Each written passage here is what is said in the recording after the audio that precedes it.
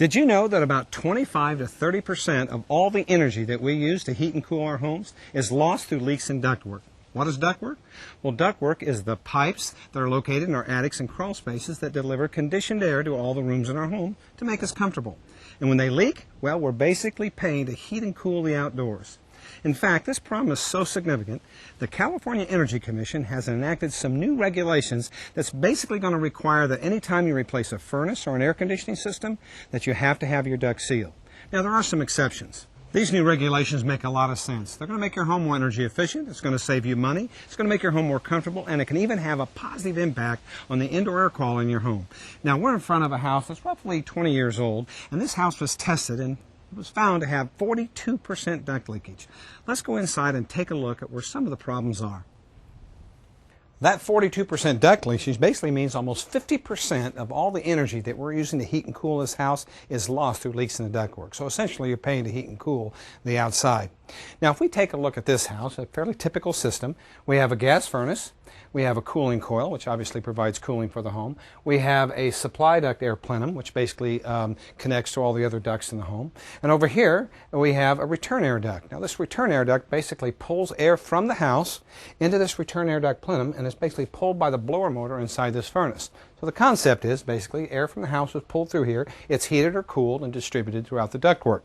Now, as you look at this, you can see that we have some fairly apparent problems here. All these black marks in the insulation, that basically is indicative of duct leaks.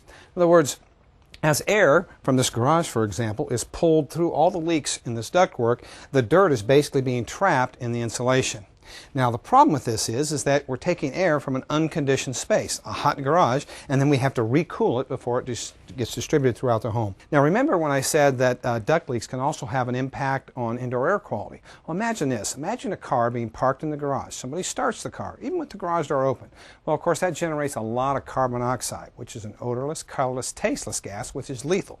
Well, that carbon monoxide could easily be drawn into this return air duct plenum because this is under negative pressure, and it sucks that carbon monoxide into the system and distributes throughout the home, which could lead to serious illness or even death. So that's why it's really important to see your ductwork, not only from an energy perspective, but also from an indoor air quality point of view. Now, another thing that was wrong with this house, when we go up into the attic, we can see that one of the ducts here is completely disconnected. Some of the other ducts are poorly connected and sealed at the plenum, and that even some of the insulation is falling off. So this will all have to be repaired. Other things to look for are kinked or crushed ducts, ducts that have very sharp right angle bends that restrict the airflow, and making sure that the ducts are properly supported.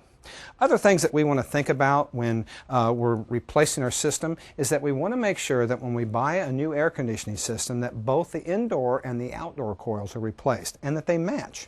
Another thing that's important is to make sure that the unit is properly charged. Now what that means is it has the right amount of refrigerant, because if you don't have the right amount of refrigerant, it's not going to operate well and you're not going to actually get the efficiency out of the system that you paid for. These new regulations are going to go a long way to helping California homes be more comfortable and energy efficient.